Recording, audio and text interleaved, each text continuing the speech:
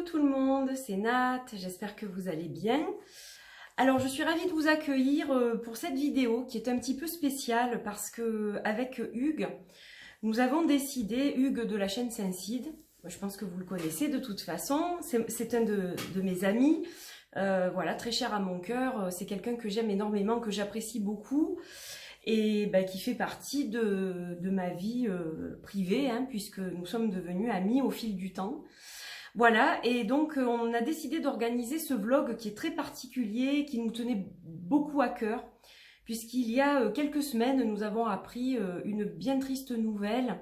Nous avons appris le décès d'Osvaldo Menegazzi, qui était en fait le dirigeant de la maison d'édition Il Meneghello à Milan.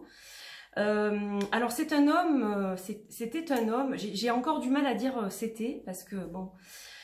C'est quelqu'un qui compte beaucoup, de toute façon qui comptera toujours sur mon parcours du tarot, puisque c'est quelqu'un qui m'a un peu réconcilié avec les tarots anciens, comme les tarots italiens, le tarot de Marseille, etc. Donc je lui dois beaucoup à ce niveau-là. Et c'est quelqu'un que j'admirais beaucoup pour son travail, parce que c'était un artiste. En fait, alors je vais vous faire juste un résumé. Donc Il Meneghello, c'est un magasin aussi, c'est une échoppe où vous avez tous les tarots donc qui ont été remis au monde par Osvaldo, qui sont des facsimilés pour la plupart, puisque Osvaldo travaillait notamment avec des musées qui donc ont autorisé Osvaldo à faire la copie entre guillemets de ces tarots pour les republier si vous voulez. Voilà, donc on appelle ça les facsimilés. Donc il en a fait vraiment énormément. Moi, je n'en ai pas beaucoup. Je vais vous montrer ce que j'ai. J'ai beaucoup de chance, j'estime, parce que j'ai 4 jeux donc, qui ont été faits par Osvaldo. Et donc, c'était un métier passion pour lui. C'est-à-dire qu'il faisait tout lui-même. Alors, il imprimait les cartes, il les découpait, il faisait les boîtes entièrement à la main, c'est-à-dire qu'elles sont capitonnées à la main, décorées à la main avec un seau de cire, etc. Donc il y a un travail manuel conséquent, je dirais, énorme, voilà, énorme. Donc il accomplissait un travail comme personne, je pense que voilà, c'est pour moi, enfin, c'est le seul que je connais qui travaillait de cette façon. Alors il y en a peut-être d'autres, mais je ne les connais pas. Mais voilà, donc pour moi c'était un artisan déjà, c'était un artisan du tarot, un artiste, un maître. Et donc il va beaucoup nous manquer évidemment dans cette communauté spirituelle et la communauté du tarot. Et voilà, on a souhaité lui rendre hommage. Alors, je ne sais pas si d'autres vidéos ont été faites en ce sens à l'étranger. Honnêtement, je n'en ai absolument aucune idée. Mais avec Hugues, on a vraiment tenu à faire cette vidéo pour lui rendre hommage, pour lui dire au revoir aussi. Voilà, que son chemin, là où il est aujourd'hui, soit lumineux comme il l'a été sur Terre. Qu'il ait la même lumière qu'il nous a donnée à nous pendant toutes ces années. Et je suis d'autant plus touchée que je connais sa fille Christina, puisque en 2017, j'ai eu la chance en fait d'aller à Il Meneghello à Milan. J'ai fait un petit voyage en famille à Milan. À l'époque, j'étais encore mariée. Et nous étions partis pour une compétition sportive avec mon ex-époux donc et ma fille.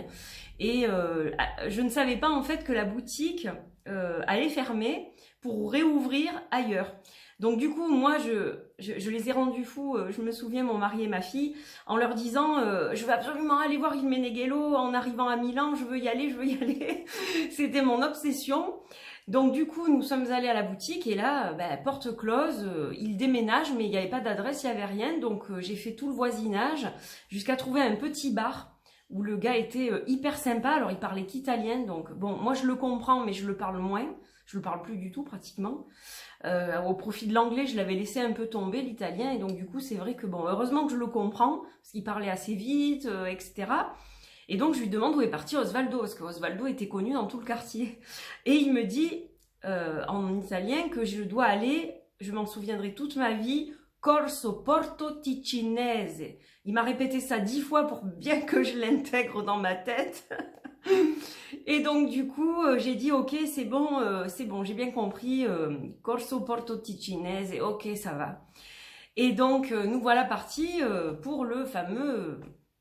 Corso Porto Ticinese, c'est magnifique d'ailleurs, j'ai adoré ce quartier, c'est super beau. Et donc, il y a un canal, je me souviens, et tout ça, c'est pittoresque, enfin c'est super joli, quoi. J'aimerais bien y retourner. Et là, bah, arrivé devant, malheureusement, porte close aussi. Alors là, j'envoie un message sur Facebook à Christina, je lui dis, écoute, je tourne en rond, nous sommes à Milan, je ne vous trouve pas. Et là, elle me dit, oh, mais c'est pas possible, mais t'aurais dû me le dire avant, etc. J'ai dit, bah ouais, mais bon, je pensais que vous seriez ouvert, quoi. J'avais regardé sur Internet, je voulais faire la surprise, quoi. Et elle me dit, écoute, demain, on y est toute la journée pour mettre en place les tarots sur les étagères, etc. Donc, si tu veux passer, il n'y a pas de problème. Et donc, c'est ce que j'ai fait, j'y suis passée, j'y suis restée des heures. J'ai acheté 2 tarots, ou 3 même, je sais plus. 3, je crois que j'ai acheté les 3 que j'ai, en fait. Et l'autre, je l'ai acheté par correspondance, la Sibylle. Et voilà, donc j'ai passé un super moment. Christina est super gentille, elle est vraiment adorable. Et d'ailleurs, j'ai fait une vidéo il y a quelques temps qui est sur YouTube. Ce que je ferai, c'est que je vais essayer de vous la mettre à la fin de cette vidéo. Comme ça, si vous voulez faire une visite du magasin, ben, vous verrez les photos que j'avais prises à ce moment-là, etc. J'avais fait ça en musique, etc. Donc voilà, je vous mettrai ça à la fin de la vidéo pour un petit clin d'œil à Osvaldo supplémentaire. Et voilà. Donc je ne sais pas si Christina va tomber sur cette vidéo, mais dans tous les cas, voilà, je voulais l'embrasser très fort parce que voilà, je sais que c'est difficile de perdre son papa, puisque je n'ai plus le mien. Donc voilà, je compatis et j'ai été très triste d'apprendre ça. Donc voilà, bon là je vous ai fait un blabla, un petit peu une explication sur voilà qui était Osvaldo, où se trouvait la boutique, etc. Donc la boutique est toujours là, hein, de toute façon. Pour le moment, je n'ai pas entendu parler d'un quelconque changement, puisqu'il y a un stock de toute façon à écouler. Pour le moment, la boutique est toujours là. Je ne sais pas du tout ensuite ce qui va se passer, voilà, puisque je crois que Osvaldo travaillait seul sur la conception de ses tarots, mais voilà, on tenait avec Hugues à lui rendre un dernier hommage et à le saluer, à saluer sa mémoire et surtout tout son travail et tout ce qu'il nous a apporté pendant toutes ces années. Alors moi je vais vous montrer donc quelques objets d'art, puisque moi je les considère comme des objets d'art, des objets de collection. Je vais commencer par celui-là parce que, bon, lui, c'est vraiment... c'est un tarot incomplet puisqu'il y avait certaines images, je crois, qui n'ont pas été retrouvées ou qui étaient trop abîmées pour pouvoir en faire quelque chose. C'est le tarot Visconti di Modrone, qui est juste plus sublime. Donc, vous voyez, tout a été fait à la main, collé à la main, capitonné à la main. D'ailleurs, il y a des imperfections et c'est ça qui est génial parce qu'on sent le travail, ses mains qui ont fait tout ça, on sent son énergie encore. Je trouve ça fabuleux. Donc on a le cachet de cire chaque fois qui montre l'authenticité en fait des produits aussi. Voilà le petit autocollant ici. Et donc on a chaque fois donc un guidebook mais qui est très sommaire, là en italien et en anglais. Ils sont tous numérotés en principe, hein, si je dis pas de sottises. Celui-ci, c'est bizarre que j'ai pas de numérotation. Si, je l'ai, je vous dis des bêtises. Non, non, c'est tout numéroté évidemment. Donc celui-ci a été édité à 400 exemplaires par exemple. Voilà, 400 exemplaires. Le dos est splendide, je le trouve magnifique, sublime. C'est un peu le dos qui m'a inspiré pour le Moana Dreams Tarot. Ils sont différents, bien sûr. Mais ce côté un peu cosmos, là, j'ai trop adoré. Donc, ce sont de très, très grandes cartes, longues. En fait, elles sont vraiment très grandes, très longues, surtout. Et donc, on a un cartonnage qui est excellent. Je ne sais pas exactement le grammage des cartes, mais elles sont mates. Et on a vraiment un papier qui est très très spécial, qui est vraiment propre à Il Meneghello pour le coup. Et ça, c'est pour faire ressortir le plus possible l'authenticité des cartes. Voilà, donc c'est juste une œuvre d'art que je vous ai montrée il n'y a pas très longtemps, je crois. Et ça me touche de pouvoir partager ça avec vous. On avait besoin avec Hugues de le faire, ce partage. Parce que, voilà, ça... C'est quelqu'un qui compte beaucoup et qui comptera toujours de toute façon. Ça, c'est quelqu'un que je n'oublierai jamais, évidemment. Quand quelqu'un a fait partie de votre parcours ésotérique, spirituel, etc., je pense que vous l'oubliez pas, quoi. Même s'il disparaît, ou du moins s'il va dans un autre monde, il est toujours là en termes d'énergie. Donc, il est là à travers ses jeux, quoi. Et c'est un peu ce que je me suis dit aussi d'ailleurs quand Osvaldo a disparu. Je me suis dit que j'allais laisser une trace, même si elle est minime, parce que mes jeux ne sont pas imprimés à très grande échelle, mais je suis un petit peu partout dans le monde. Et je me dis, je vais laisser une trace physique de mes créations. Et ça m'a émue, ça m'a rendue à la fois triste, mais à la fois joyeuse, parce que un jour, peut-être dans des années, quand j'aurai disparu, quelqu'un tombera dessus et dira, mais c'était qui cette Angel Taena, qu'est-ce que c'était qui, elle faisait quoi? Et voilà, ça m'a quand même dit que voilà, il y a quelque chose, alors peut-être pas d'éternel, hein, parce qu'un jour, voilà, avec ce qu'on vit, c'est un peu compliqué de dire qu'ils resteront éternellement, mais j'espère que dans plusieurs années, quelqu'un tombera sur certaines créations que j'ai faites, quoi.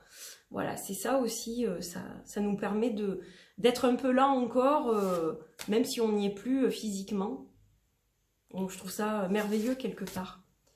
Voilà, donc le Visconti di Modrone. Alors je vous mettrai le lien qui va bien, hein, si vous voulez faire une visite de Il Meneghello, je vous mettrai tout ce qu'il faut, évidemment en barre d'infos. Donc voilà, et vous voyez l'intérieur de la boîte, donc tout est collé à la main en fait. Il n'y a rien de fait par des machines ou quoi que ce soit. C'est ça aussi qui m'a fait avoir tellement d'admiration en fait pour lui. Alors ensuite, ça c'est mon chouchou, la Corte dei Tarocchi. Alors ça c'est un tarot qui a été dessiné, imaginé par Anna Maria Donofrio. Donc voilà, il est numéroté aussi. J'ai ma petite carte d'authenticité. Voilà. Et ce que j'aimais aussi, c'est qu'il y avait toujours un petit papier. Il y a toujours un petit papier qui dit qu'il peut y avoir des imperfections, des choses comme ça. Et que voilà, c'est le côté artisanal aussi de la chose et c'est formidable. Donc là, on a un petit papier explicatif sur la créatrice. Donc voilà. Alors celui-ci, il est tout petit à l'inverse. Il est très étroit, un peu long. Un peu plus long qu'une carte de tarot normale, mais très étroit. Et celui-là, je l'aime énormément. Donc, alors, vous savez que j'ai horreur des cartes à bout pointu. C'est les seules cartes à coin pointu que j'aime. Voilà, celle de Il Meneghello. Parce que c'est spécial. Jamais je les arrondirai, jamais je vais les customiser. Je les prends en main très rarement. C'est très spécial. C'est comme un rituel quand je les prends en main, ceux-là. Ce sont des pièces de collection. Voilà, ce sont vraiment des pièces de collection et j'y tiens beaucoup. Et j'aime énormément l'art de celui-ci, en fait. C'est un Marseille très, très spécial. Oh, l'ermite, par exemple. Regardez cette ermite. C'est trop beau, quoi. Trop, trop beau. Voilà pour celui-ci, Corte dei Tarocchi. J'essaye d'y mettre mon cœur pour l'accent. Hein. Je ne sais pas si c'est parfait, s'il y a des Italiens qui me regardent. Mais j'essaye de faire en sorte que ce soit italien et pas... Voilà, c'est... Bon, j'espère que ce n'est pas trop approximatif. Alors ensuite, un autre Visconti. Tarot Visconti, je crois. Visconti de, je ne sais plus, 1890, je crois. Ah non, pardon, du 15e siècle, celui-ci. Oui, c'était l'autre, 1890. Voilà, donc la petite carte aussi, le petit mot toujours qui va bien, un petit livret, très concis. Et donc, pareil, on a une magnifique boîte ici. Donc voilà, avec le petit logo de Il Meneghello. Et l'intérieur de la boîte, donc tout fait bien comme toujours. Et donc, celui-ci, il est de taille... ouais, il n'est pas très grand pour un tarot non plus. Ça, c'est le dos, donc tout à fait sobre, simple. Et donc, voilà comment il se présente. Alors, il est très beau, celui-là. Il est complet, hein, celui-ci. Voilà, donc j'aime beaucoup parce que le papier... Alors, chaque fois, le papier, je trouve, sublime les illustrations. Par exemple, celui-ci, il a un léger fini brillant, il a un léger vernis. Et en fait, ça sublime, du coup, les dorures en fait, puisque c'est doré en fait à l'original les cartes. Donc vraiment c'est magnifique. Hein. Sublime, sublime. Il est très beau celui-là aussi. Alors celui-ci je pourrais m'en servir effectivement. Mais voilà, il y a un côté précieux et je ne veux pas les abîmer surtout. Parce que si je commence à les manipuler, je sais qu'à un moment donné je vais les abîmer quoi et j'ai pas envie. Donc voilà, c'est des jeux spéciaux pour moi. Très beau aussi, hein. Très très beau aussi. Je vous montre, bon, les majeurs, voilà. Sublime, sublime. Je crois que j'ai une autre version de celui-ci, mais pas de chez Il Meneghello, donc voilà, je ne vous la montre pas aujourd'hui. Mais je crois que j'en ai une autre de version. Voilà pour celui-ci. Et je vais vous montrer le tout dernier que j'ai d'Osvaldo, qui est en fait une Sibylle. Ah non, c'est celle-ci qui est de 1800 et quelques, non? Ouais, c'est, pardon. Je vous dis, mais n'importe quoi. Mais non, mais l'autre ne pouvait pas être du 1800 parce que... Il est ancien celui-là aussi. Non, non, mais Nat, elle est fatiguée. J'ai eu une grosse semaine. Pardon. La Sibylle de 1890. Voilà, toujours le petit seau de cire, j'adore. Trop beau. Voilà, petite boîte avec le logo. Numéroté aussi. Hop, je ne sais pas si vous voyez bien. Alors celle-là, donc là, on a de la peau de chamois au fond. Voilà. Et tout doux. Alors je sais que ça ne va pas plaire à certaines personnes, mais bon, c'est vrai que dans certains jeux, c'est capitonné comme ça d'une peau de chamois. Voilà, donc ça fait partie de certaines de ces créations. En fait, ça permet de conserver les cartes, que ce soit pas humide aussi. Voilà. Et donc, voilà le dos. Alors, celle-là, je l'aime énormément. C'est une de mes Sibylles préférées. J'en ai plusieurs, mais j'en ai qu'une venant de chez eux. Et voilà. Donc, là, on a un papier qui est brillant, qui est super agréable. Aussi, très joli dos. Je l'aime beaucoup, beaucoup, cette Sibylle. Alors, ça, je pourrais m'en servir, c'est vrai. C'est pareil. Je la garde de côté. C'est dommage parce que c'est super, les Sibylles. En plus, bon, on peut les interpréter aussi intuitivement, on peut les moderniser parce que c'est vrai qu'au niveau de leur signification, il y a des choses qui sont désuètes hein, maintenant, mais on peut tout à fait les interpréter et les remettre au goût du jour, même si les illustrations sont d'une autre époque. Voilà, donc c'est quelque chose que j'aime énormément, celle-là, elle est belle avec le papillon, oh, je la trouve magnifique. C'est très très beau. Donc ce sont des illustrations anciennes hein, de toute façon. Voilà. Mais c'est tellement joli, tellement... Puis tellement, je vous dis, imprégné d'une énergie artisanale. C'est magique. Ils sont magiques ces jeux. Ils sont magiques. Voilà. Donc je vous en montre encore 2 ou 3.